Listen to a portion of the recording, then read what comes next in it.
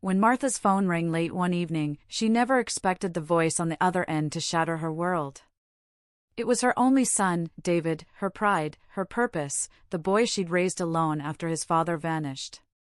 With a flat, unfamiliar tone, David announced, "I'm getting married tomorrow.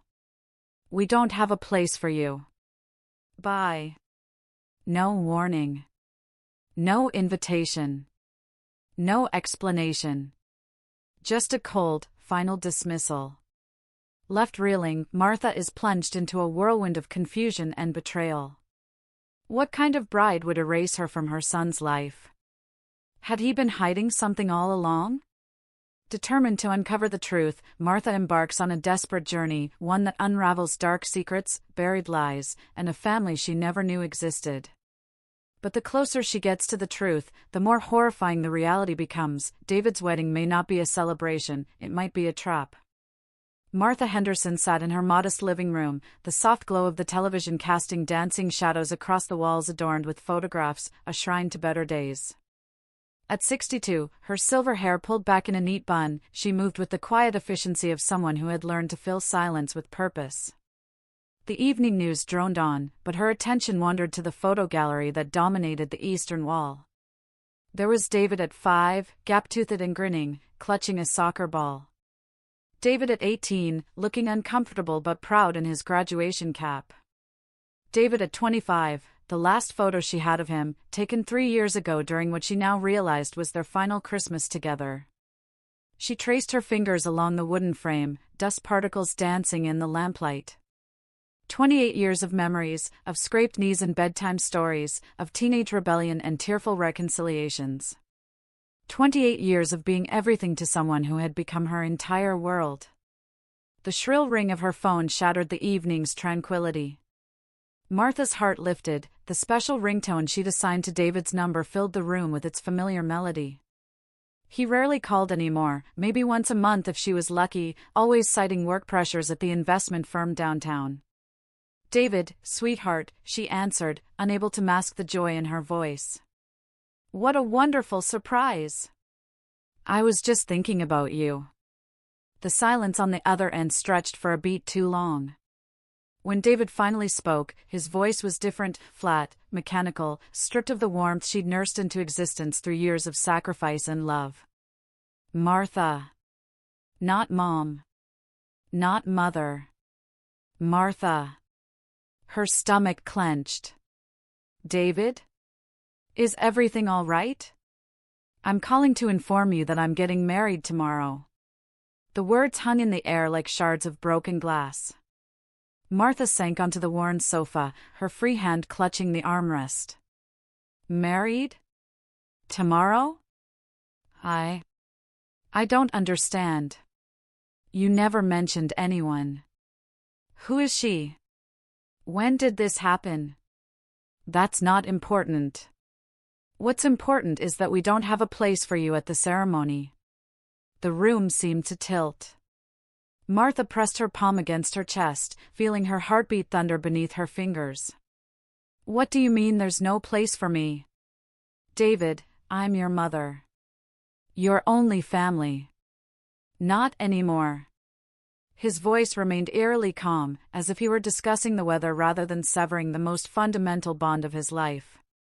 "My new family doesn't want you there. It's better this way." "Better?"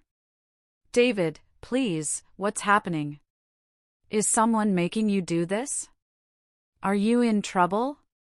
Desperation crept into her voice as she struggled to make sense of the impossible conversation. "No one's making me do anything. I've made my choice. Don't try to contact me again. Don't come looking for us. This is goodbye." "David, wait." "Bye." The line went dead. Martha stared at the phone in her trembling hand, willing it to ring again, for David to call back and tell her it was all a terrible joke. But the silence stretched on, broken only by the ticking of the grandfather clock in the corner, a wedding gift from her own parents, decades ago. She dialed his number with shaking fingers. It went straight to voicemail. She tried again. And again. On the fifth attempt, an automated message informed her the number was no longer in service. The phone slipped from her nerveless fingers, clattering onto the hardwood floor. This couldn't be happening. Not her David. Not the boy who used to crawl into her bed during thunderstorms, who made her Mother's Day cards with crayon hearts and misspelled declarations of love. Not the young man who had hugged her tight just 3 years ago and promised to visit more often.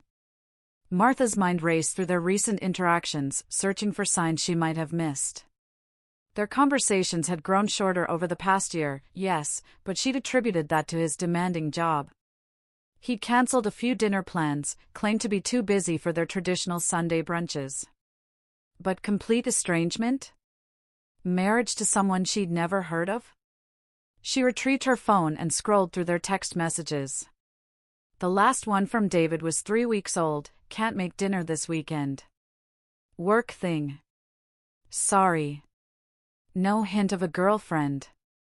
No mention of any relationship at all. Martha stood abruptly, pacing the small living room. The photographs on the wall seemed to mock her now, evidence of a relationship that had apparently meant everything to her and nothing to him. How had she missed this? What kind of mother doesn't know her own son is planning to get married? Unless he hadn't been planning it for long. The thought struck her like a physical blow. What if this sudden wedding wasn't David's idea at all? What if someone had gotten their hooks into him, isolated him, turned him against her? It happened. She'd seen enough true crime documentaries to know that manipulative people could twist even the strongest family bonds. Martha grabbed her purse and car keys, then stopped. Where would she even go? She didn't know where David lived anymore. He'd moved out of his apartment 6 months ago, claiming he'd found a better place but never providing the new address. She didn't know where he worked specifically, only that it was downtown. She didn't even know this bride's name. How had she let him drift so far away? No. She wouldn't accept this. Couldn't accept this. David was all she had left in this world. She'd sacrificed everything for him after his father, Robert, had vanished when David was 2, left nothing but a note saying he wasn't cut out for family life. She'd worked double shifts at the hospital, lived on ramen and determination, ensured David had everything he needed to succeed. Martha walked to her bedroom and pulled out the box she kept under her bed, David's box. Report cards, baseball trophies, the tie he'd worn to prom. At the bottom, wrapped in tissue paper, was a smaller box. Inside lay her engagement ring and wedding band, the diamonds modest but genuine. She'd kept them all these years, not out of sentiment for Robert, but as a reminder of her own strength. She'd survived abandonment once. She could survive it again. But she wouldn't go down without a fight. Martha picked up her phone and dialed information. I need the numbers for all the wedding venues in the city, she said, her voice steady now with purpose. Churches, hotels, country clubs, everything. If David was getting married tomorrow, she would find him. She would get answers. And she would discover exactly who had stolen her son away.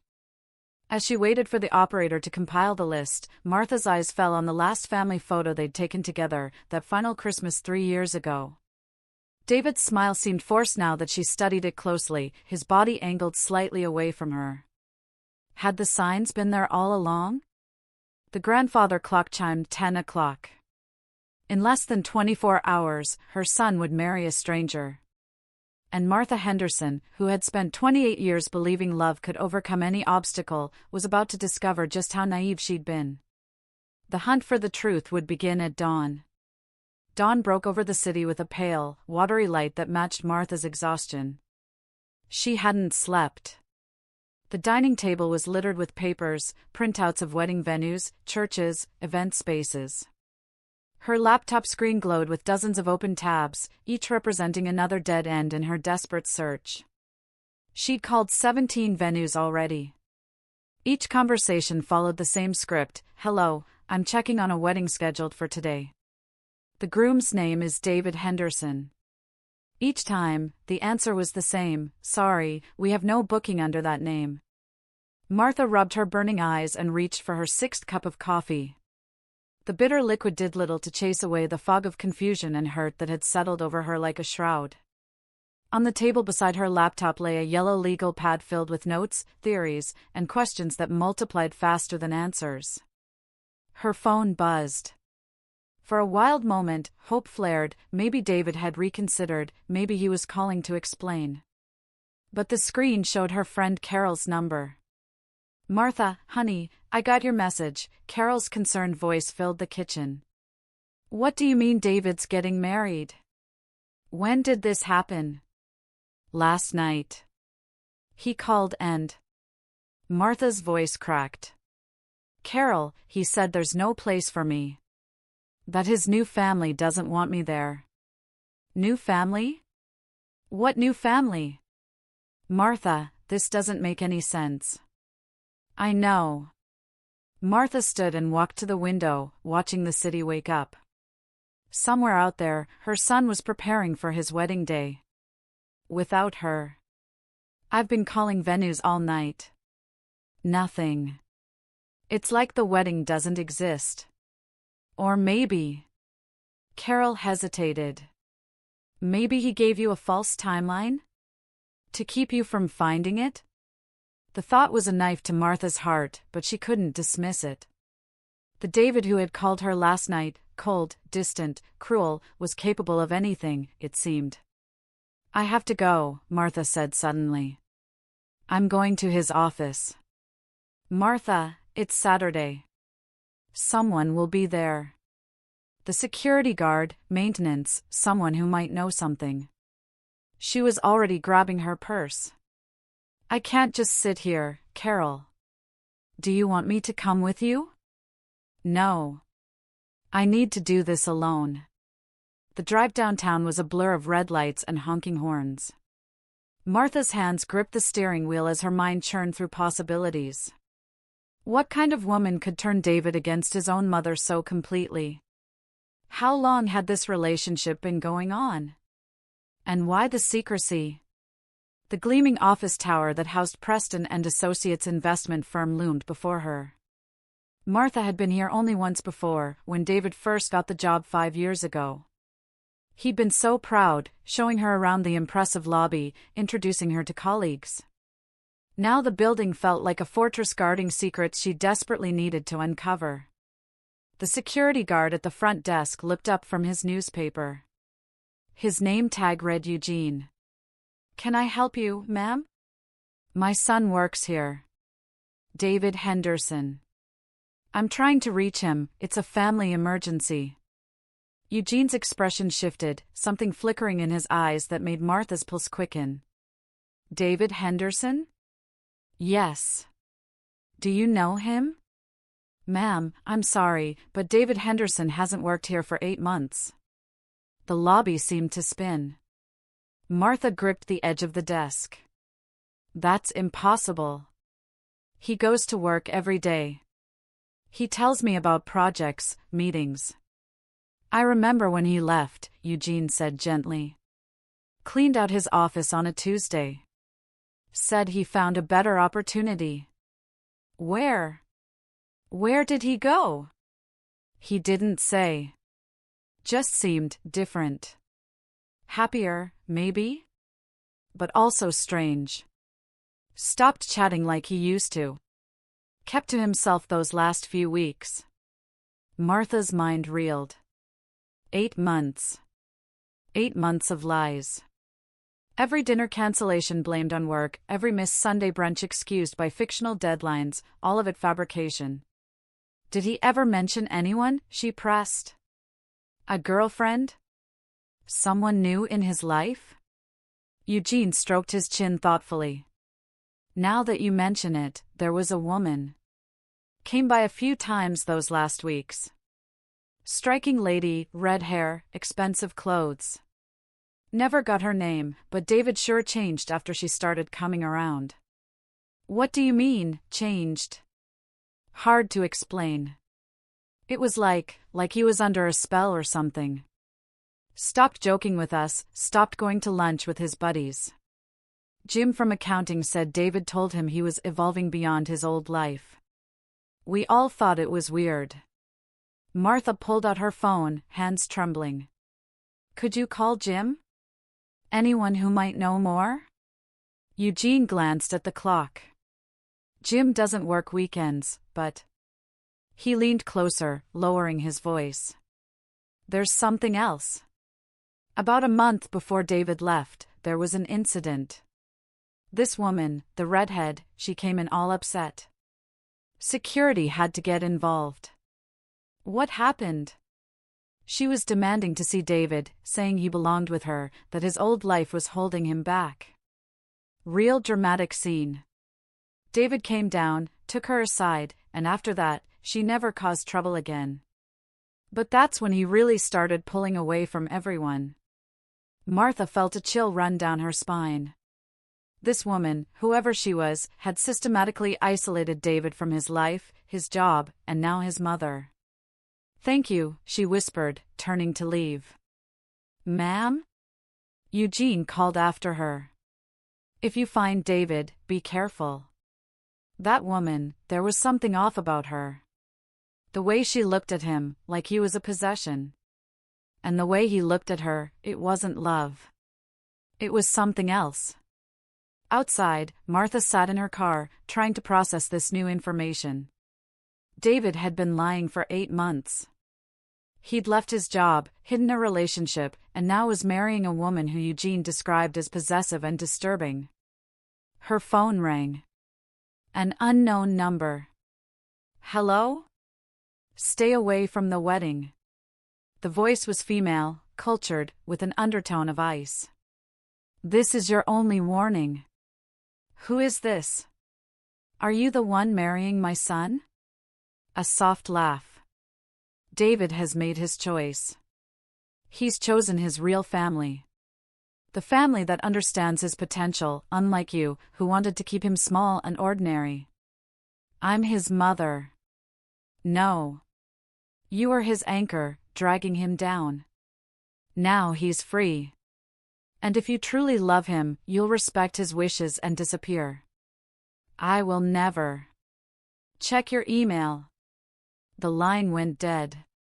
With shaking fingers, Martha opened her email. A new message with no subject line contained a single attachment. She clicked it open. It was a photo of David, but barely recognizable. He wore an expensive suit she'd never seen, standing in what looked like a mansion's grand foyer. His hair was differently styled, his posture straighter, his expression coldly confident. But it was his eyes that made Martha gasp, flat and emotionless, like a stranger wearing her son's face. Beside him stood a woman with flame-red hair and porcelain skin, her hand possessively on his arm. She was beautiful in an unsettling way, her smile sharp as glass. But it was the other figures in the photo that made Martha's blood run cold.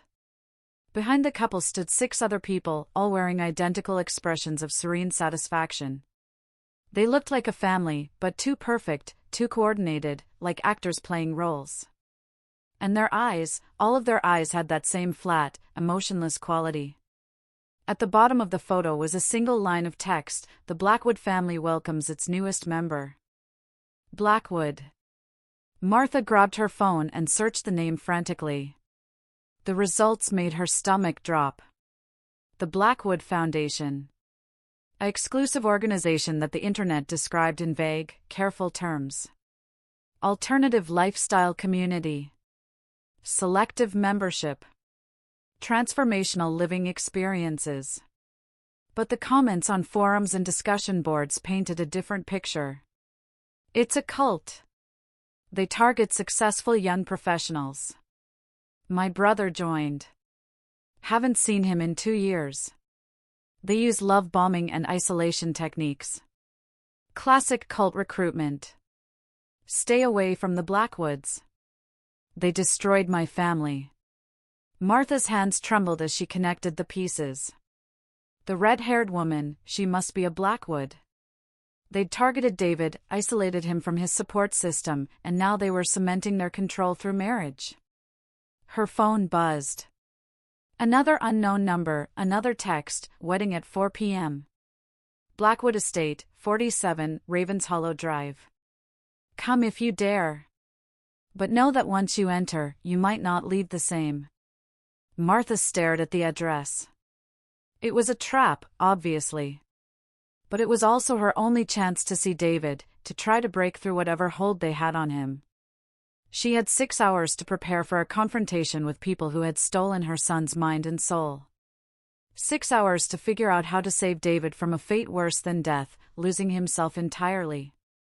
As she drove home to prepare, one thought echoed in her mind: what if the David she knew and loved was already gone? What if the stranger who had called her last night was all that remained? But no. She refused to believe that. Somewhere inside that cold stranger was her little boy, and she would move heaven and earth to bring him back. Even if it meant walking straight into the lion's den. Martha stood before her bathroom mirror, applying lipstick with steady hands that belied the storm raging inside her. She'd chosen her outfit carefully, the navy blue dress David had bought her for her 60th birthday, pearl earrings that had belonged to her mother, and the silver cross necklace she'd worn to his baptism. If this was a battle for her son's soul, she would arm herself with memories of their shared past. The clock read 2:47 p.m. The Blackwood estate was 40 minutes away, according to her GPS. She'd spent the last hours researching everything she could find about the Blackwood family and their foundation. The information was frustratingly scarce, scrubbed clean from most of the internet, but what remained painted a disturbing picture. Founded in 1978 by patriarch Aldrich Blackwood, the organization presented itself as a self-improvement community for exceptional individuals seeking to transcend societal limitations. Behind the corporate speak, however, lay darker truths. 3 lawsuits filed by former members, all settled out of court. Allegations of financial manipulation, psychological control, and something called ego death therapy that supposedly stripped away a person's former identity. Martha had also found a grainy photograph from a newspaper archive, Aldrich Blackwood at a charity gala 15 years ago. Even in the poor quality image, his eyes were unsettling, piercing, and calculating. The article mentioned his children, Serafina, Cornelius, and Evangeline. Which one had ensnared David? Her doorbell rang, startling her from her research. Through the peephole, she saw Carol standing on her porch, holding a small wooden box. "I know you said you wanted to do this alone," Carol said when Martha opened the door, "but I couldn't let you go without this." She pressed the box into Martha's hands. It was my grandmother's. Supposed to protect against evil. Inside was a small silver medallion on a chain, worn smooth with age. Martha didn't believe in such things, but the gesture touched her. She clasped it around her neck, tucking it beneath her dress. "Thank you," she whispered, hugging her friend. "You call me the minute you leave that place," Carol demanded. "Promise me." "I promise." The drive to Ravenshollow Drive took Martha through parts of the city she'd never seen before. The buildings grew sparser, the trees denser, until she was winding through what felt like a forest. The GPS announced her destination as she approached a massive iron gate set into a stone wall that seemed to stretch endlessly in both directions. A security camera swiveled to focus on her car. The gate swung open silently.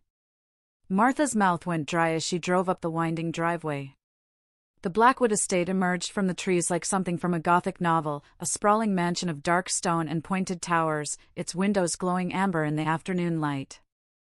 At least 30 cars were parked in the circular drive, all of them luxury models that made her modest Honda look like a toy. She parked and sat for a moment, gathering her courage.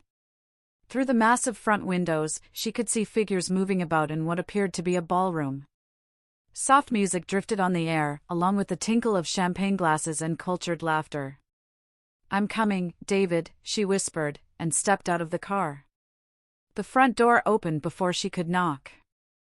A young man in an impeccable black suit stood there, his smile not reaching his eyes. "Mrs. Henderson. We've been expecting you. How did you? Please, follow me. The ceremony is about to begin."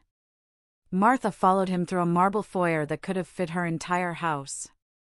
The walls were lined with portraits, generations of Blackwoods, all sharing the same sharp features and penetrating gazes. The newest portrait stopped her cold. It was David, but transformed. He stood beside a red-haired woman who could only be Seraphina Blackwood, both dressed in formal attire. But it was the brass nameplate that made Martha's knees weak. David Blackwood and Seraphina Blackwood, unity achieved. "This way, please," the young man urged. They entered a ballroom that took Martha's breath away. Crystal chandeliers cast rainbow patterns across the assembled guests, all dressed in shades of black and silver. At the far end, an altar had been erected beneath a massive stained glass window depicting a phoenix rising from flames. And there was David. He stood at the altar in a black tuxedo she'd never seen before, his posture rigid and formal. Beside him, Seraphina glowed in a silver gown that seemed to shimmer with its own light. Her red hair was swept up in an elaborate style, revealing a neck adorned with diamonds. But it was David's expression that broke Martha's heart.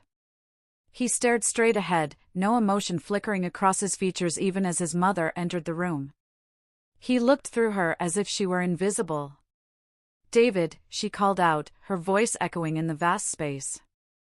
Every head turned to her in perfect synchronization. The silence that fell was complete and unnatural. Seraphina stepped forward, her movements liquid grace. "Martha Henderson. How brave of you to come. I want to speak to my son. David has nothing to say to you." Seraphina's voice carried an odd resonance, as if multiple people were speaking in harmony. "He has evolved beyond the limitations of his former existence." "David, please," Martha moved toward the altar, but two men stepped into her path. "Look at me. It's Mom. Remember when you were 7 and broke your arm falling from the oak tree? I held you all night in the hospital. Remember our Sunday pancakes? The way you'd always make them into funny faces?" For just a moment, something flickered in David's eyes. His hand twitched. Seraphina's expression hardened. She placed her hand on David's arm, and his face went blank again. "You see, Martha," a deep voice resonated from the back of the room. The crowd parted to reveal an older man in a charcoal suit, Aldrich Blackwood himself.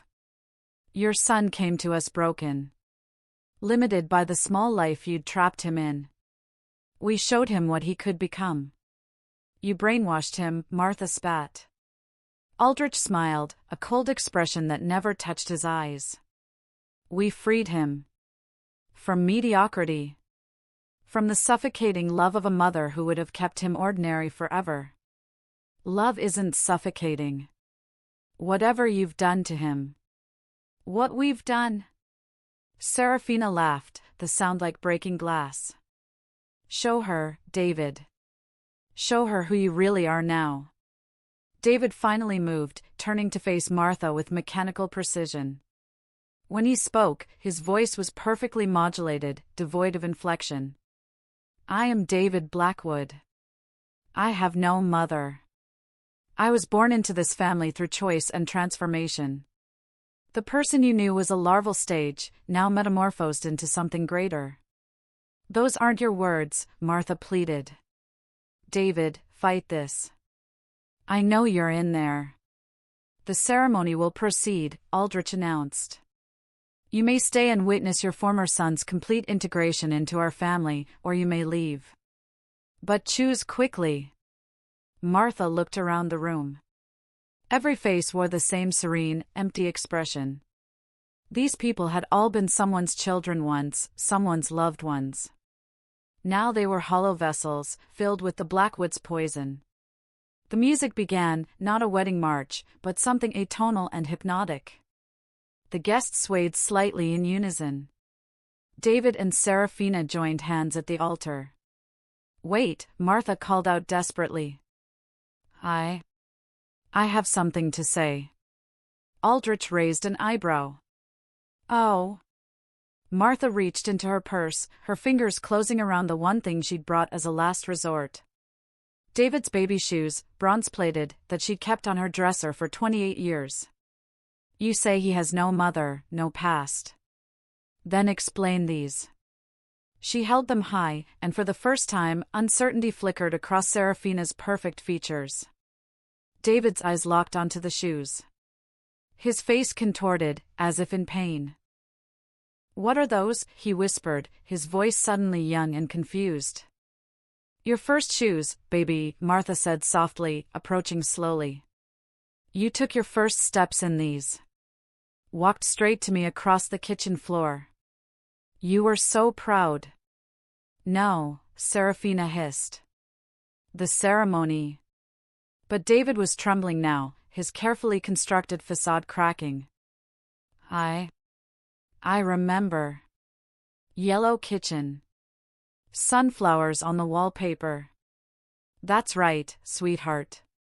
Our old apartment on Maple Street. This is impossible. Aldrich stepped forward, his composure finally slipping. The process was complete. He chose us. You can't erase a mother's love, Martha said firmly, reaching out to David. Or a son's. No matter how deep you bury it. David took a shaky step toward her, then another. Serafina grabbed his arm, her nails digging in. You belong to me, she snarled, all pretense of elegance gone. To us. You swore the oath. You drank from the cup of transformation. David looked between Serafina and his mother, anguish clear on his face.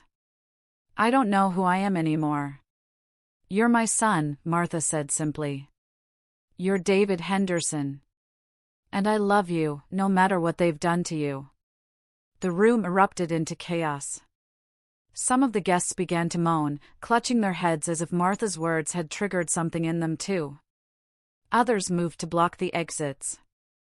Aldrich was shouting orders in a language Martha didn't recognize. Run! David suddenly shouted, breaking free from Serafina's grasp. Mom, run! The wine, they put something in the wine. Makes you forget. Makes you comply. Get out! But even as Martha reached for him, she saw his eyes beginning to glaze over again. Whatever they'd given him, whatever hold they had, it was fighting back. The integration is too deep, Serafina said coldly. A moment of clarity changes nothing. He'll return to us. They always do. Security guards were closing in. Martha had seconds to decide, stay and fight for David here, or retreat and find another way. David made the choice for her. With visible effort, he pushed her toward the door. Go! Research Project Chrysalis. Dad didn't leave us. They have him too. Floor 3, West Wing. Go! David! Go! Martha ran, her heels clicking on marble as shouts erupted behind her. She burst through the front door, sprinted to her car, and peeled out of the driveway as figures poured from the house. As she sped through the gates, one thought blazed through her mind brighter than terror. Robert was alive. David's father, her husband who'd abandoned them 26 years ago, was somewhere in that house. And Project Chrysalis, whatever it was, held the key to saving them both. Martha's hands shook so violently she could barely hold the steering wheel. She pulled into a rest stop 10 miles from the Blackwood estate, her heart still racing from the escape. The parking lot was nearly empty, just a few trucks and travel-worn cars under the harsh fluorescent lights. She fumbled for her phone, calling Carol with trembling fingers. Martha!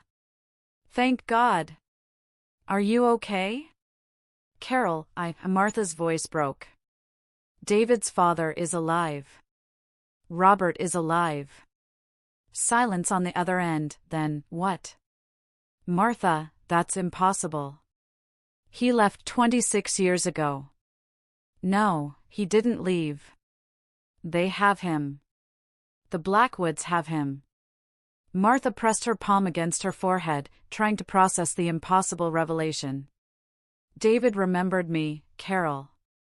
For just a moment, he broke through whatever they've done to him.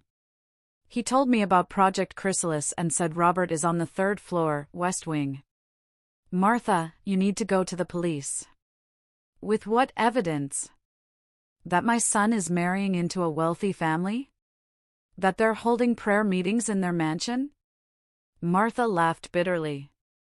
They've been doing this for decades, Carol. They know how to stay just within the law. Then what are you going to do? Martha stared at her reflection in the rearview mirror. The woman looking back at her wasn't the same one who'd answered David's call last night. That woman had been a victim. This one had a mission. I'm going to find out everything about Project Chrysalis. And then I'm going back for both of them. After hanging up, Martha drove home, her mind racing. Project Chrysalis. The name suggested transformation, like the cult's obsession with evolution and metamorphosis. But what did it mean specifically?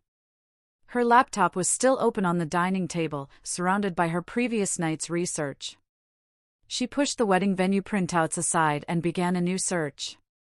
Project Chrysalis Blackwood Foundation yielded nothing. She tried variations, different search engines, even the dark web browsers David had once shown her. Nothing. Then she remembered something. During her research on Aldrich Blackwood, she found a mention of his academic background, a doctorate in biochemistry from Princeton, class of 1974. She searched for his doctoral thesis. There it was, Chrysalis Protocol, Neurochemical Reconstruction and Behavioral Modification Through Systematic Intervention by Aldrich Marcus Blackwood. The abstract made her blood run cold. This paper explores the potential for complete personality reconstruction through careful application of psychoactive compounds combined with environmental conditioning. Building on MKUltra research and private studies, the Chrysalis Protocol demonstrates that human identity is far more malleable than previously believed.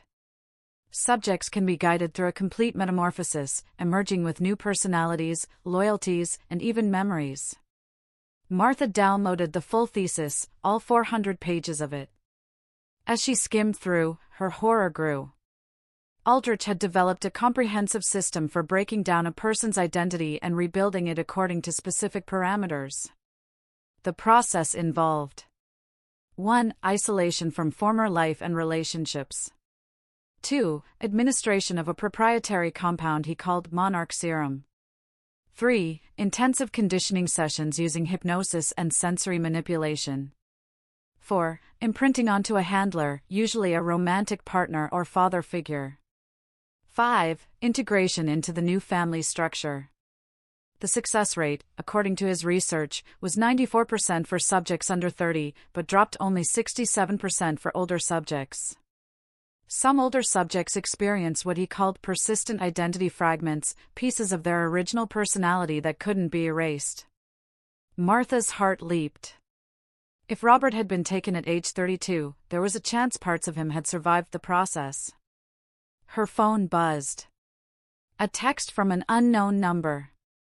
You're searching in the right direction.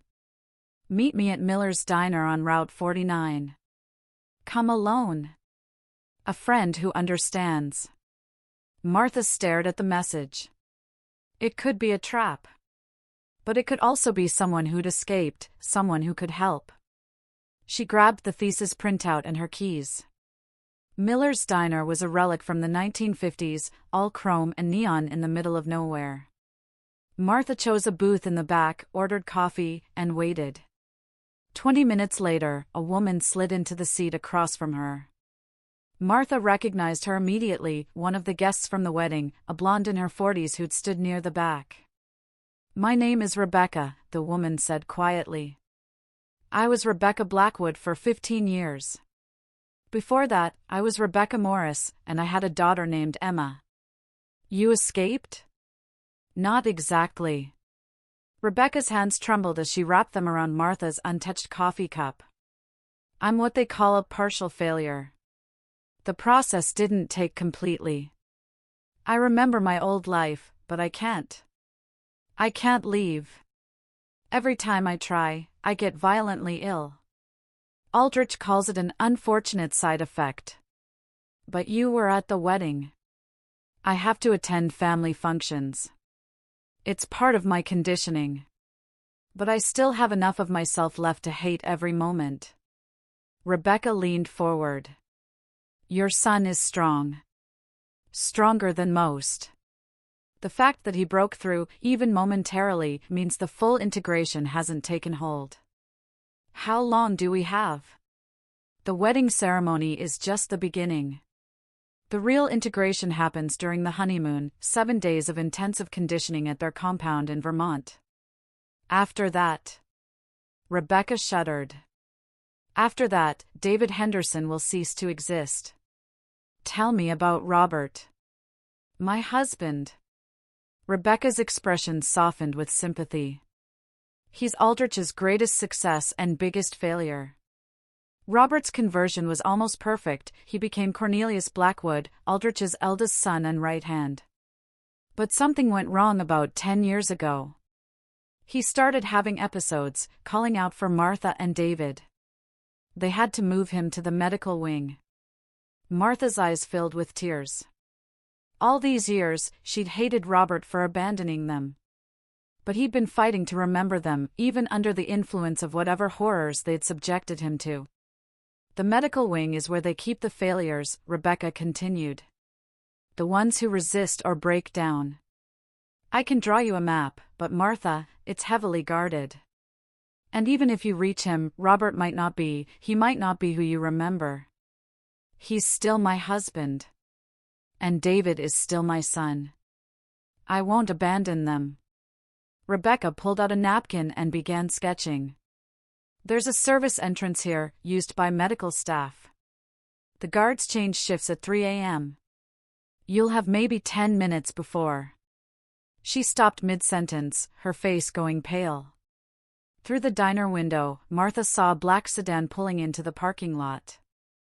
They found me, Rebecca whispered. They always find us when we stray too far. Come with me. We'll run. I can't. The conditioning. I literally can't run from them. Rebecca pressed the napkin into Martha's hand. Save them. Save your family. And Martha? When you see Robert, tell him Rebecca Morris remembers her daughter. Tell him we all remember, deep down. The love is what they can never fully erase. 2 men in dark suits entered the diner. Rebecca stood smoothly, her expression shifting to the same serene emptiness Martha had seen at the wedding. Sister Rebecca, one of the men said pleasantly. Time to come home. Of course, Brother Marcus. She didn't look back at Martha as she left. Martha waited 5 minutes, then fled the diner. The napkin in her pocket felt like it weighed 1,000 pounds, a map to infiltrate a fortress, to save 2 men who might not even remember her. But Rebecca's words echoed in her mind, the love is what they can never fully erase. If love had broken through David's conditioning once, it could do it again.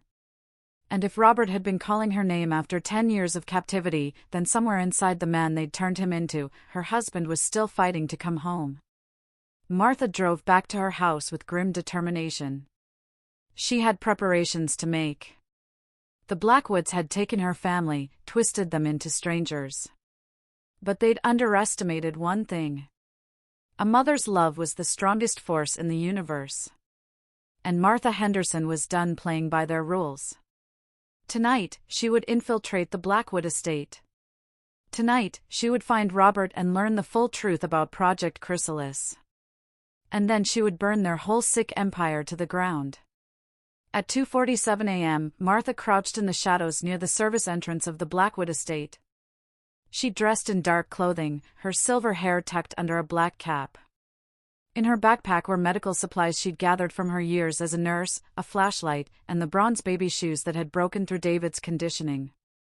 The service entrance was exactly where Rebecca's map indicated, a nondescript door used by cleaning staff and medical personnel.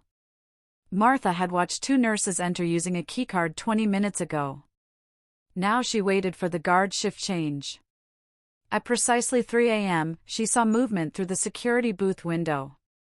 The night guard stood, stretched, and began gathering his belongings. His replacement appeared, and they engaged in the ritual of shift change, logging entries, exchanging keys, sharing the mundane details of an uneventful night. Martha seized her moment. She slipped through the shadows to the service door. The lock was electronic, requiring a keycard she didn't have. But during her nursing years, she'd learned that medical facilities always had emergency overrides. She felt along the doorframe until she found it, a hidden panel with a mechanical lock, meant for power failures. The lockpicks felt clumsy in her fingers. She'd practiced on her own doors all evening, watching YouTube tutorials meant for locksmiths.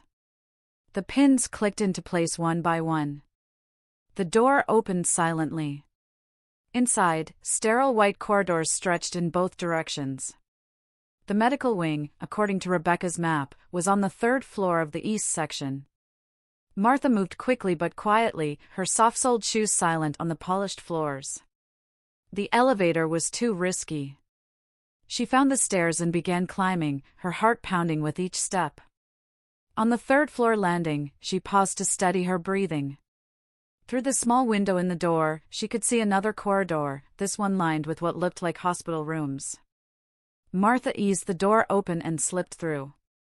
The hallway was dimly lit, with observation windows set into each door. She peered into the first room. A man lay strapped to a bed, fur lines running into both arms. His eyes were open but unseeing, staring at a screen mounted on the ceiling that displayed swirling patterns and colors. Martha recognized the technique from Aldrich's thesis, visual cortex manipulation, designed to bypass conscious resistance. The next room held a woman, perhaps 30, sitting in a chair and writing in a journal. But as Martha watched, she realized the woman was writing the same sentence over and over, "I am Magdalena Blackwood. I have always been Magdalena Blackwood."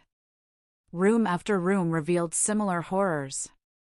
People in various stages of identity destruction and reconstruction. Some fought against restraints. Others sat peacefully, fully transformed into hollow versions of themselves. At the end of the hall, a larger door bore a placard, "Special cases authorized personnel only." Martha's hand trembled as she turned the handle. Inside was a small ward with 6 beds. And in the bed by the window, Robert. She barely recognized him. 26 years had aged him, yes, but it was more than that.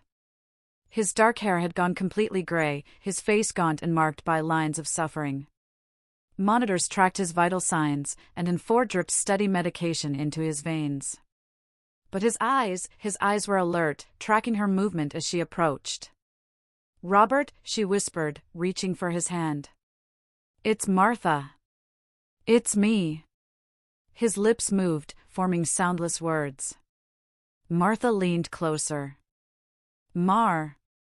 The name came out cracked and desperate. "Real?" Yes, I'm real.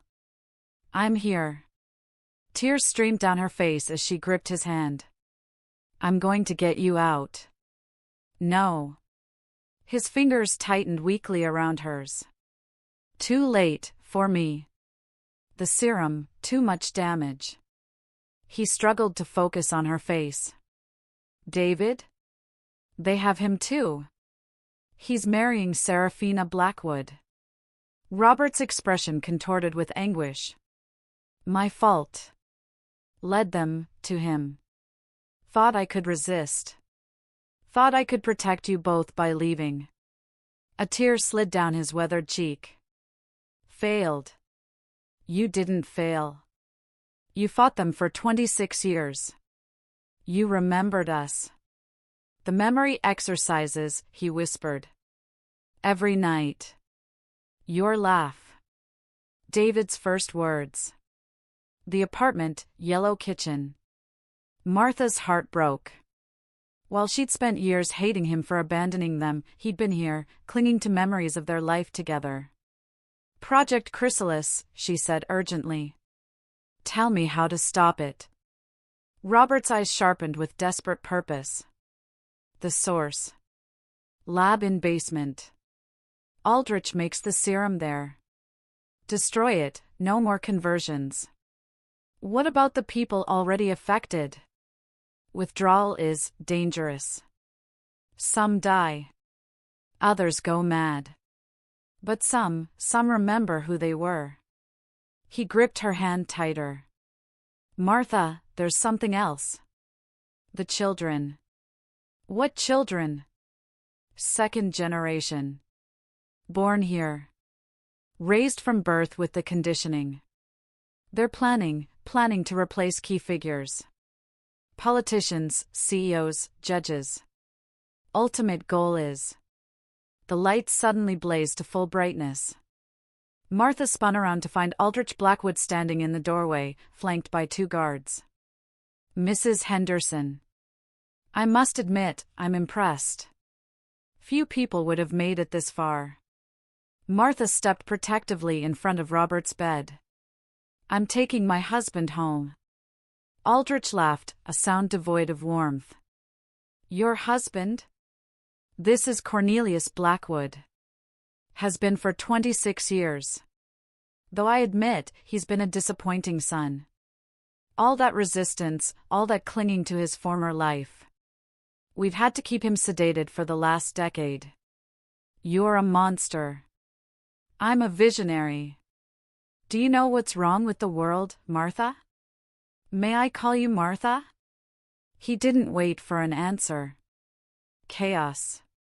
Everyone pulling in different directions, slaves to their petty emotions and attachments. I create order. Unity. A family of minds working in perfect harmony. You create slaves.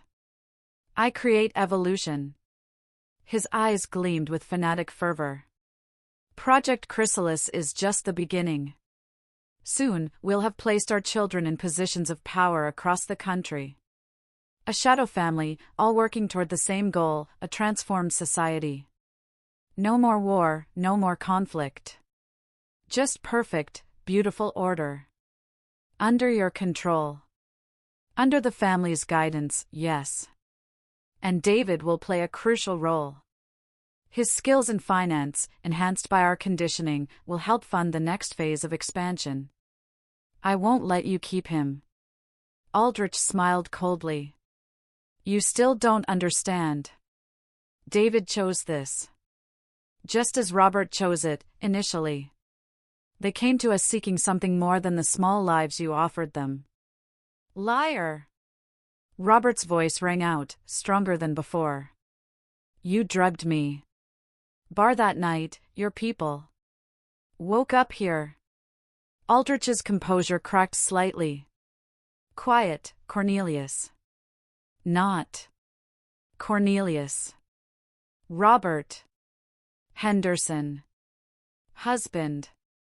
Father. Human being. Robert struggled against his restraints. Martha, run. Get David. The lab. One of the guards moved toward Robert with a syringe. Martha lunged forward, knocking it from his hand. The second guard grabbed her, but 20 years of hospital work had kept her strong. She twisted free, elbowing him in the solar plexus. Security to medical wing, Aldrich said calmly into his phone. Full lockdown. Martha heard footsteps pounding in the corridor. She had seconds. She leaned over Robert, kissing his forehead. I'll come back for you, she promised. Both of you. The lab, Robert whispered urgently. B-17. Red door.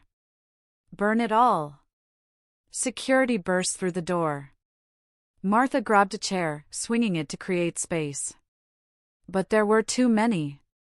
As hands seized her arms, she caught one last glimpse of Robert, tears streaming down his face as he mouthed 3 words, I love you. They dragged her through corridors, downstairs, past rooms she didn't want to imagine the purpose of. Finally, they shoved her into what looked like a luxurious sitting room. Serafina was there, still in her wedding gown, with David beside her. David! Martha struggled against the guard's grip. David, it's Mom. Her son looked at her with those terribly empty eyes. I don't know you. Yes, you do. Remember the bronze shoes? Your first steps? A flicker of confusion crossed his face. Serafina placed a possessive hand on his arm. Don't listen to her, darling. She's confused. Trying to claim connections that don't exist. You're right, Martha said suddenly, changing tactics.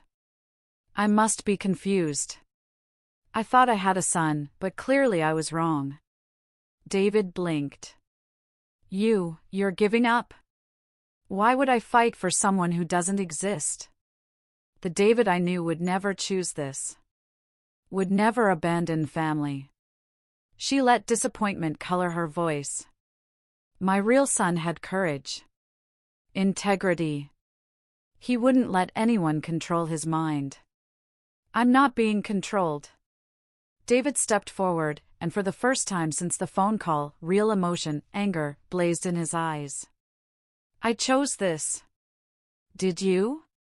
Or did they choose for you? My David was strong enough to think for himself. You're just a puppet. I am not a puppet. Prove it, Martha challenged. Make one decision they don't want you to make. Just one. David stood frozen, conflict raging across his features. Serafina whispered urgently in his ear, but he shook her off. He pressed his palms against his temples. My head. It hurts when I try to, That's the conditioning, Martha said gently. Fighting your real thoughts. Your real self. Enough, Aldrich commanded. Take her to the gate. If she returns, she'll be arrested for trespassing. As the guards hauled her away, Martha heard David cry out, Wait! Mom, wait! But Serafina's soothing voice was already working to repair the damage, to smooth over the cracks Martha had created in his programming. They dumped her outside the gates, her car keys thrown at her feet. As Martha drove away, she wasn't defeated. She was energized. She knew where Robert was. She knew where the lab was. And most importantly, she'd seen David fight the conditioning twice now. The war for her family's souls had only just begun.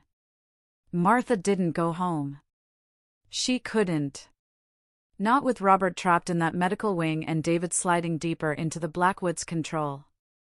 Instead, she drove to an all-night truck stop and parked in the darkest corner of the lot, her mind racing through everything she'd learned.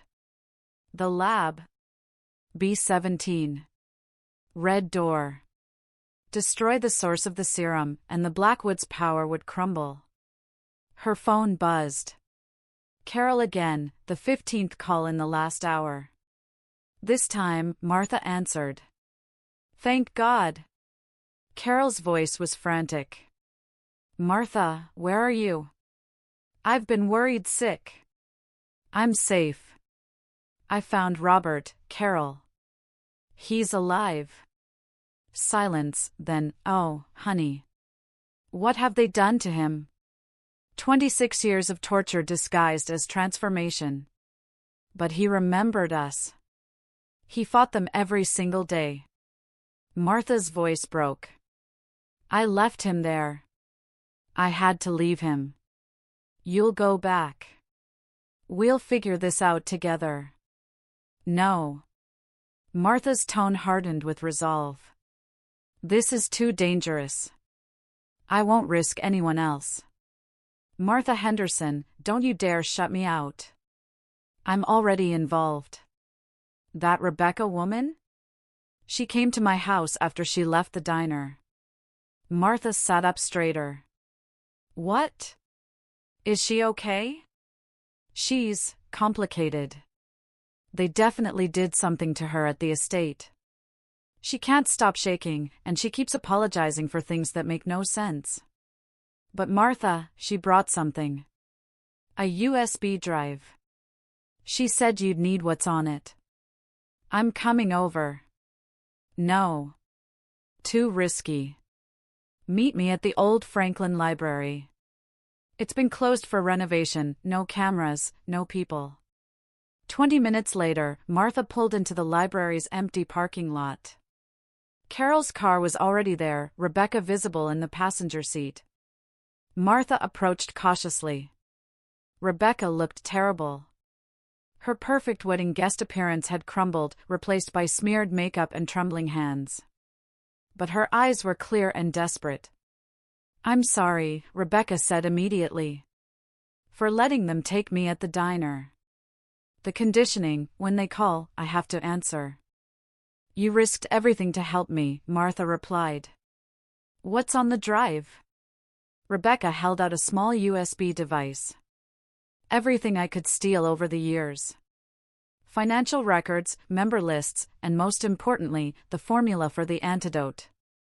"Antidote?" Martha's heart leaped. "There's a cure?" "Not exactly a cure. More like a key to unlock the mental prison. It doesn't undo the damage, but it gives people a fighting chance to remember who they were.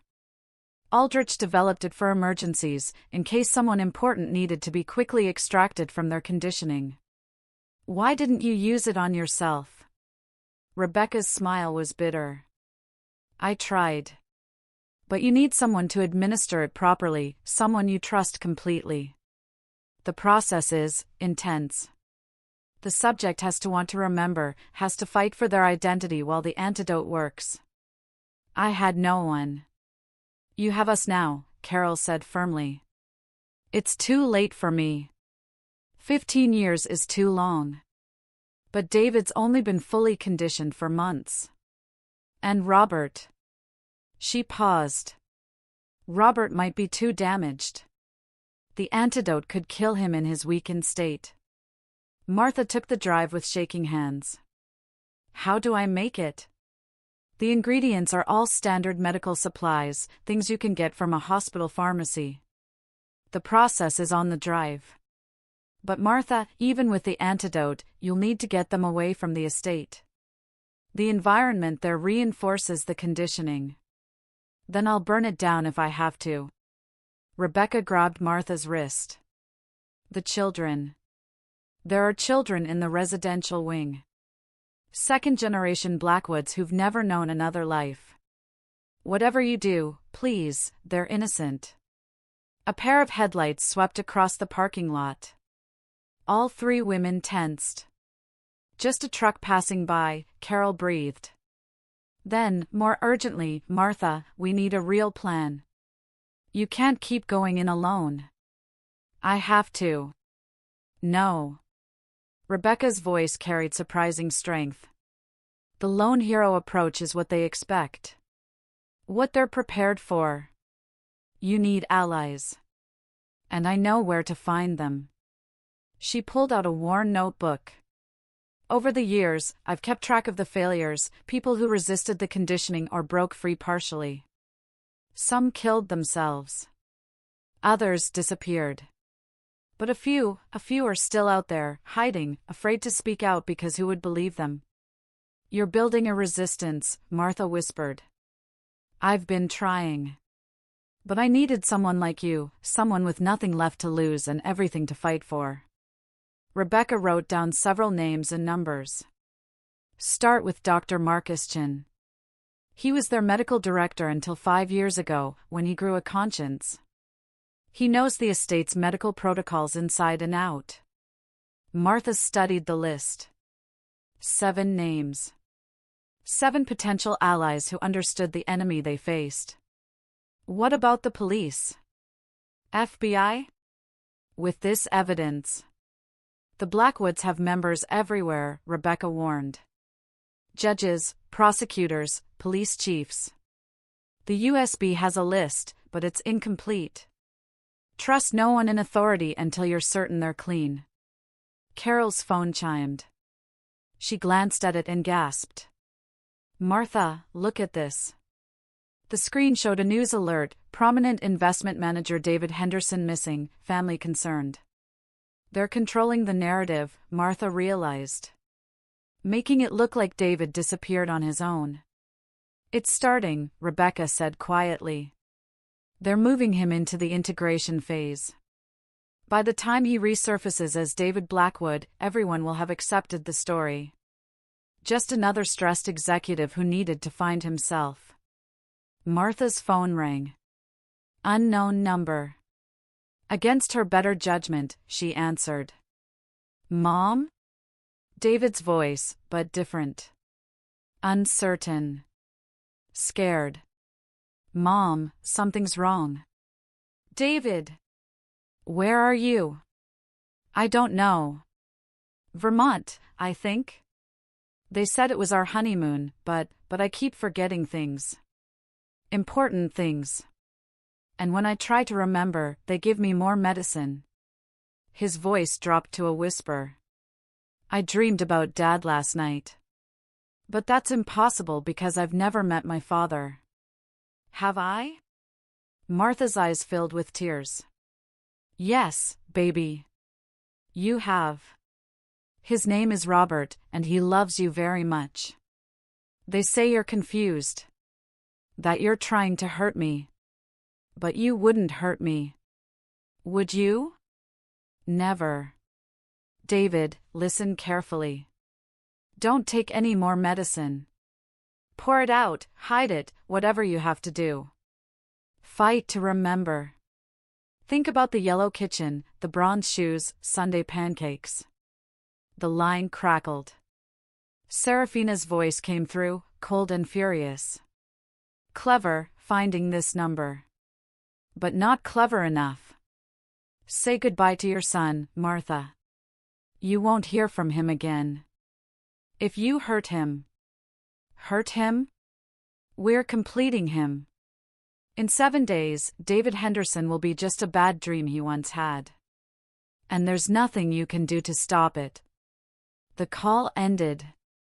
Martha stared at the dead phone, then at Rebecca and Carol. 7 days. That's all she had. I'll contact the names on your list, she told Rebecca. Carol, can you research the Vermont property? Find out everything, layout, security, access points. What are you going to do? Carol asked. Martha held up the USB drive. I'm going to become a thief. The hospital pharmacy won't know what hit them. That's a felony, Carol warned. My son is being erased from existence. My husband has been tortured for 26 years. The law has already failed them. Martha's voice was steel. I'll break every law there is if it saves my family. Rebecca struggled to her feet. I should go. They'll be looking for me. But Martha, when you're ready to move against them, you'll have allies. The failures, the partial recoveries, the families they've destroyed, we're all waiting for someone to lead us. Be that someone. As Rebecca walked back to her car, her movements became more controlled, more Blackwood. The conditioning reasserting itself. But she looked back once, and in her eyes, Martha saw the same fire that burned in her own heart. The war was no longer just about saving David and Robert. It was about destroying a system that had stolen countless lives, countless identities.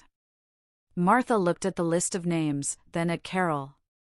I need you to take me to the hospital. I know which pharmacy has the weakest security. Martha. Please. I can't lose them.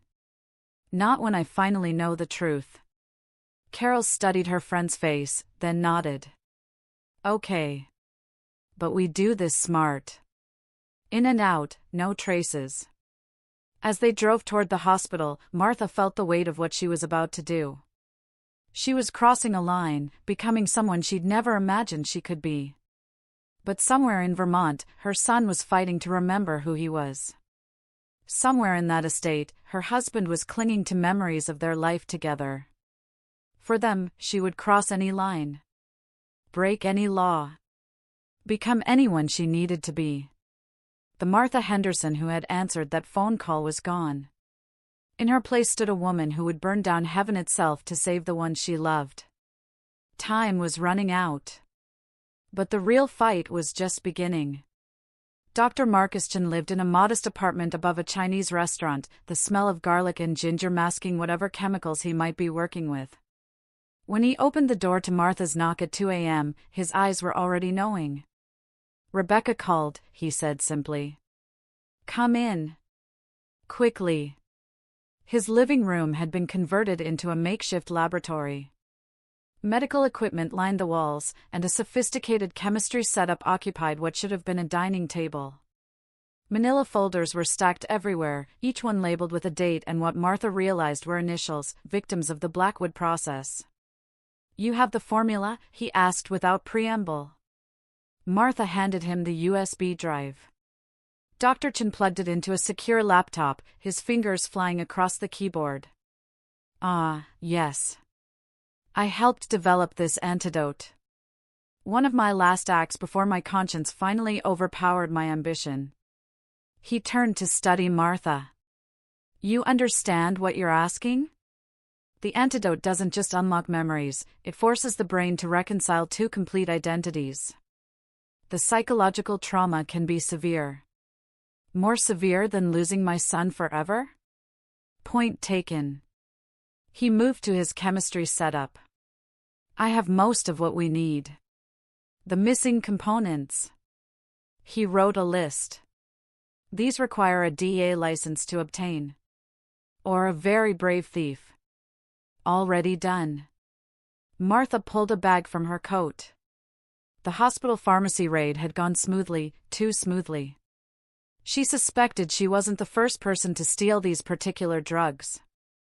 How long to synthesize? 6 hours for a basic batch. 12 for something more refined that reduces the side effects. He paused. "Mrs. Henderson, there's something else. The Vermont compound, I helped design their medical facility there. It's not just for honeymoons." Martha's blood chilled. "What do you mean?" "It's where they do the deep work. Surgical intervention when the chemical conditioning isn't enough. They call it neural restructuring." His face was grave. "If your son has been there more than 5 days, the antidote alone won't be enough." "Then what will be?" "You'll need to physically extract him during the reversal process. Keep him conscious, keep him fighting. And you'll need to do it while the compound burns down around you." Martha blinked. "Burns down?" "The only way to stop them permanently. Destroy the Vermont lab, the estate lab, all their research. Otherwise, they'll just rebuild." He pulled out a thick folder. "I've been planning this for 5 years. Building layouts, security protocols, chemical storage locations that could cause accidental fires. I never had the courage to act." "You were alone. Nobody should face monsters alone." Dr. Chen's eyes glistened. "I watched them destroy so many lives. Told myself I was gathering evidence, waiting for the right moment. But really, I was just afraid." "You're not afraid now?" "I'm terrified. But you've done something I couldn't, you've started uniting us. The failures, the escapees, the families." Rebecca sent messages. "People are responding." Martha's phone buzzed. Carol had sent a series of texts with information about the Vermont property. It was worse than she'd imagined, a fortified compound in the mountains, accessible only by a single road, with state-of-the-art security. "We'll need a team," Martha said. "A real plan. Already in motion." Dr. Chen pulled out another folder. "Thomas Garrett, former Navy SEAL, lost his daughter to them 3 years ago. Maria Valdez, electronic security expert, her husband is still in the estate. James Morrison, firefighter, his brother was a failure who didn't survive the withdrawal. They're all coming." "When?" "Tomorrow night. Rebecca is arranging a safe meeting place." As Dr. Chen began synthesizing the antidote, Martha studied the building plans. The Vermont compound was brilliant in its isolation, help would be hours away, giving the Blackwoods time to destroy evidence and move assets. Her phone rang. Another unknown number. "Martha Henderson?" The voice was male, official. "This is Detective Raymond Walsh.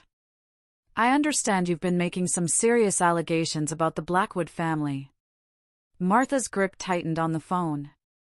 "Was this a trap?" "I'm listening," she said carefully. "I've been investigating them for 2 years. Unofficially. My partner disappeared after getting too close. Yesterday, I received a package with evidence about your husband and son. I think it's time we talked. How do I know you're not one of them? You don't.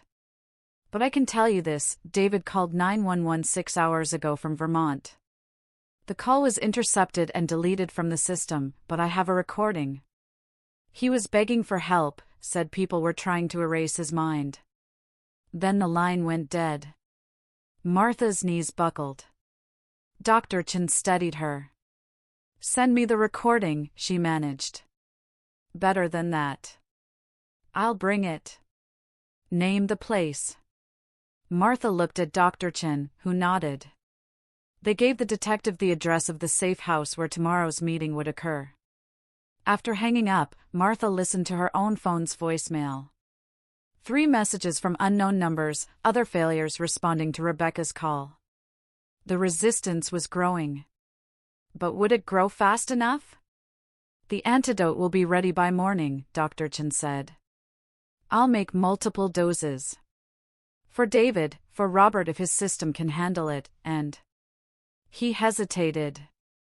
For any of the others who want to fight for their identities. Martha spent the remaining hours of darkness studying every detail of the compound, memorizing every possible entry point, every weakness. When dawn broke, she had the beginnings of a plan. It was audacious. Probably suicidal. But it might just work. Her phone buzzed with a message from an unknown number. When she opened it, her breath caught. It was a photo of David, clearly taken without his knowledge. He was in what looked like a medical chair, for lines in both arms, his eyes closed. But someone had written on his arm in pen, "Mom, help." The message below read, "Not everyone at the compound is loyal to them. Some of us remember what it's like to have our minds stolen. Be ready. A friend inside." Martha showed the message to Dr. Chen. His eyes widened. An inside ally.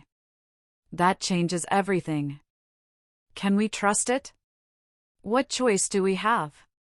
He sealed the completed antidote in medical vials. Mrs. Henderson, what you're planning, it's not just a rescue. It's a revolution. Then let's make it count. As she prepared to leave for the safe house meeting, Dr. Chen handed her a small device. GPS tracker. Military grade. Once you're inside the compound, activate it. We'll know exactly where you are. Martha pocketed the device along with the precious vials of antidote. In less than 24 hours, she would either save her family or lose everything trying. But as she drove toward the safe house, watching the sun rise over a world that had no idea of the horrors hidden in its midst, Martha felt something she hadn't experienced since David's call: hope. She wasn't alone anymore. The broken, the damaged, the families torn apart, they were all rising up. The Blackwood Empire, built on stolen minds and shattered lives, was about to face something it had never encountered. People who refused to forget who they were. People who refused to let their loved ones disappear into manufactured identities. People who had nothing left to lose and everything to fight for. The gathering storm was about to break. At the safe house, an abandoned warehouse Carol had secured, cars were already arriving. Men and women stepped out, some nervous, some determined, all carrying the same look in their eyes, the haunted gaze of those who had lost someone to the Blackwoods. Detective Walsh was there, a grizzled man in his 50s with kind eyes and steady hands. He played David's 911 call for the assembled group. Hearing her son's terrified voice begging for help, insisting he was David Henderson, not whoever they're trying to make me be, nearly broke Martha's composure. But it also hardened her resolve. Thomas Garrett, the ex-SEAL, stood and began sketching tactical positions on a whiteboard. The compound has weaknesses. Every fortress does. We hit them hard and fast, multiple entry points. Extraction team for the victims, demolition team for the labs, distraction team to draw security. I've hacked their security grid, Maria Valdez added. I can give us a 30-minute window before backup systems engage. Fire department response time to that area is 45 minutes, James Morrison contributed. If we time it right, the whole place could be ash before anyone arrives. Martha stood before the group, 15 people now, with more messages coming in. Each of you has lost someone to the Blackwoods, she said.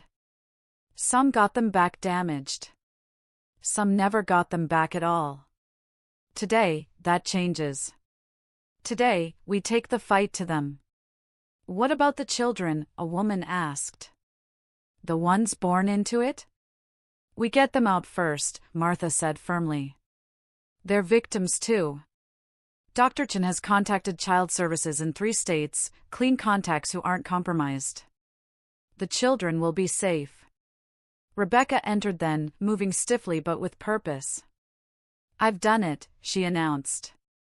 Aldrich is mobilizing security to the estate. He thinks the attack is coming there. Vermont is operating with skeleton staff. How? Detective Walsh asked suspiciously. Rebecca smiled, the expression cracking her perfect Blackwood facade. I told him about this meeting. Told him Martha was planning to hit the estate tonight. He believed me because that's what my conditioning should make me do, betray you all. But you didn't give him the real location, Martha said, understanding. No. The conditioning is screaming at me. Every instinct says to tell them everything. But I won't. I can't. Not when we're this close to ending it. Dr. Chen approached Rebecca with a vial of antidote. Are you sure? The reversal process. I know the risks. But I want to remember my daughter's face without their filters. I want to be Rebecca Morris again, even if it kills me. As Dr. Chen prepared to administer the antidote to Rebecca, Martha's phone rang. The caller ID showed David's old number, the one that had been disconnected. Hello? Mom? David's voice was different. Clearer. I don't know how long I have. They made a mistake with the dosage. I'm fighting it, but Mom, they're planning something bigger. Not just us. They have a list, hundreds of targets. CEOs, senators, judges. They're going to replace them all. We're coming for you, baby. Hold on. There's a woman here. A nurse. She's been helping me. She says Dad is here too. They brought him from the estate. Mom, is Dad really alive? Yes. Yes, he's alive.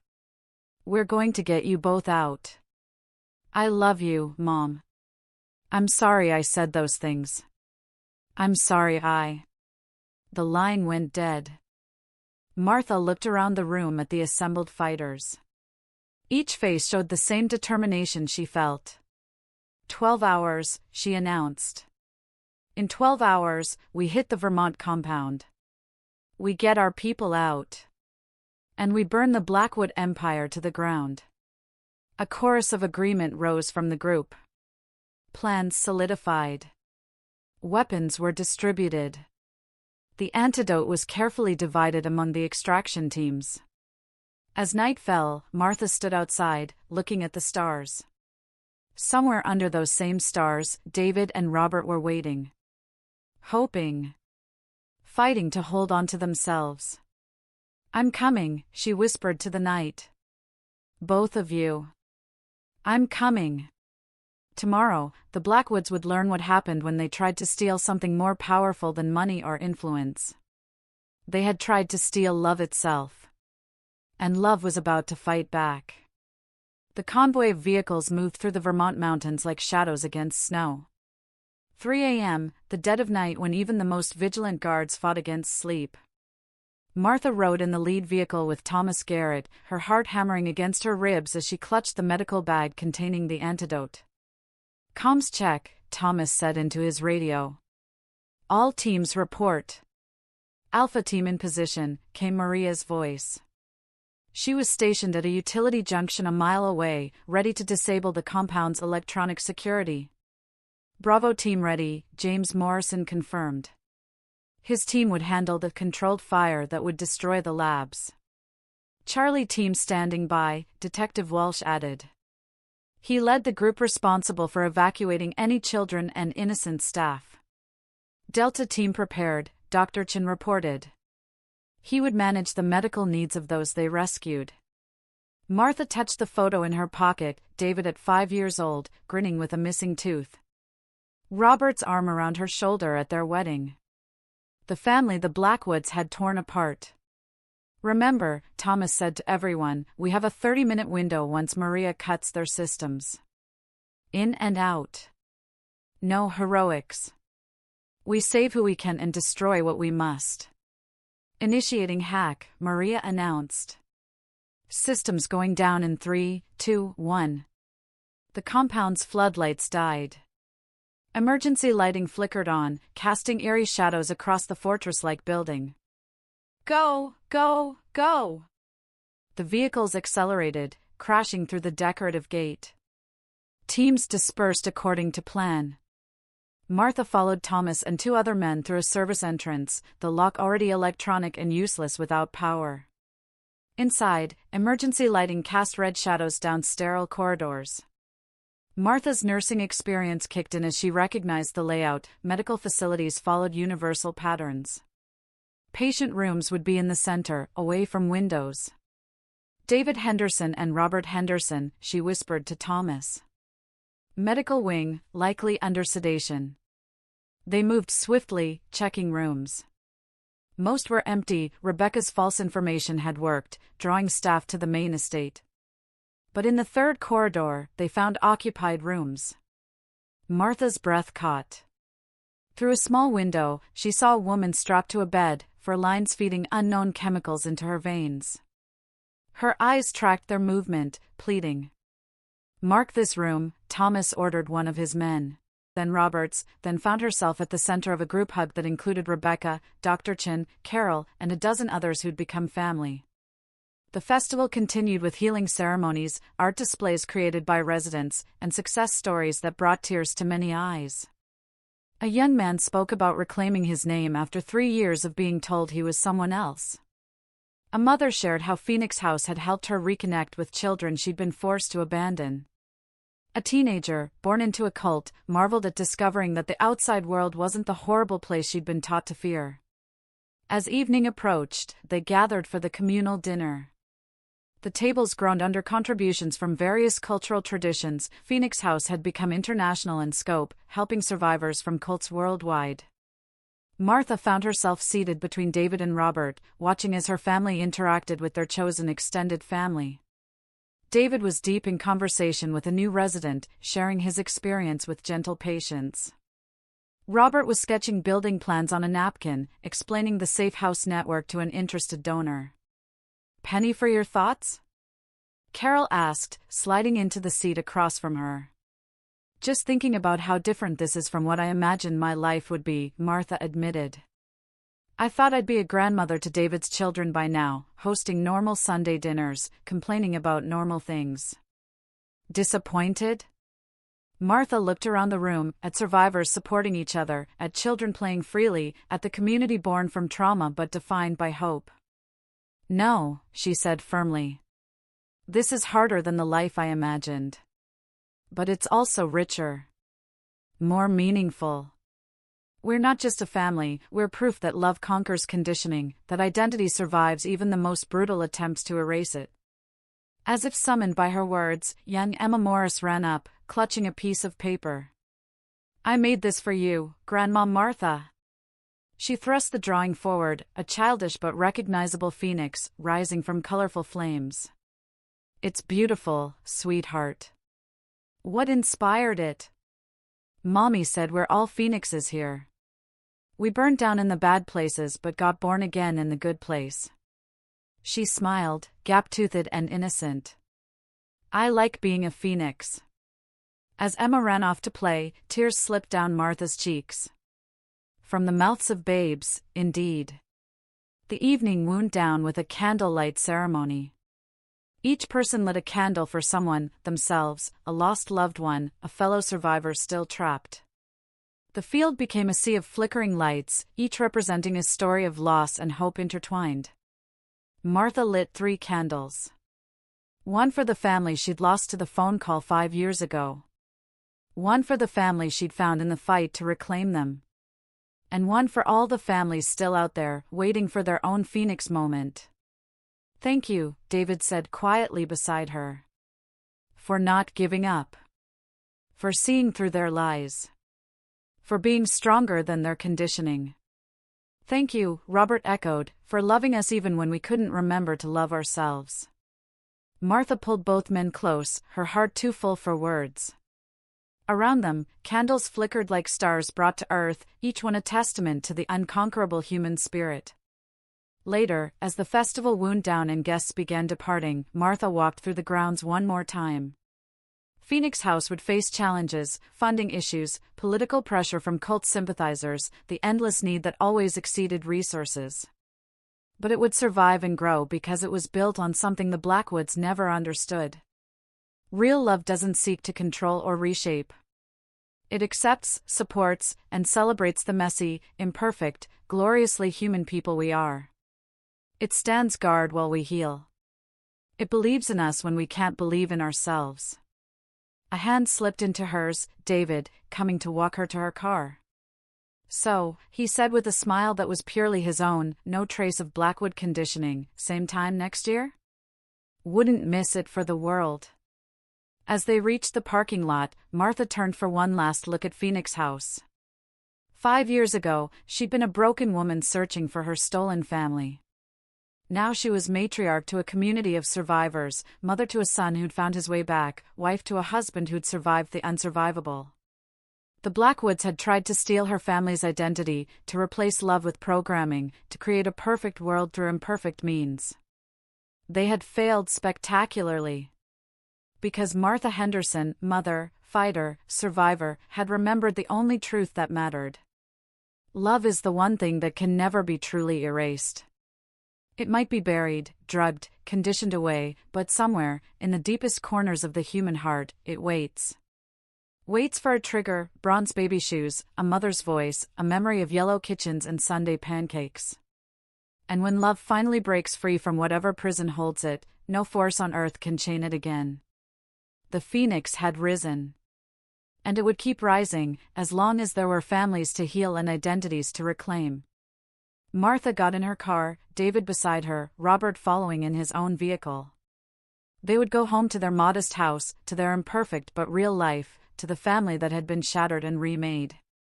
Tomorrow would bring new challenges, it always did. But tonight, they were together. They were free. They were home. And that, Martha knew as she drove through the gates of Phoenix House, was the greatest victory of all. The phone call that had destroyed her world had ultimately led her to save not just her own family, but dozens of others. From the ashes of the Blackwood Empire, a garden of healing had grown. The phoenix had risen indeed. And it soared on wings of love, hope, and the unbreakable bonds of family, both born and chosen. As the lights of Phoenix House faded in her rearview mirror, Martha smiled. Somewhere, a phone was ringing. Somewhere, another family was about to be tested. But now, they wouldn't face it alone. The phoenixes were rising. And they were rising together.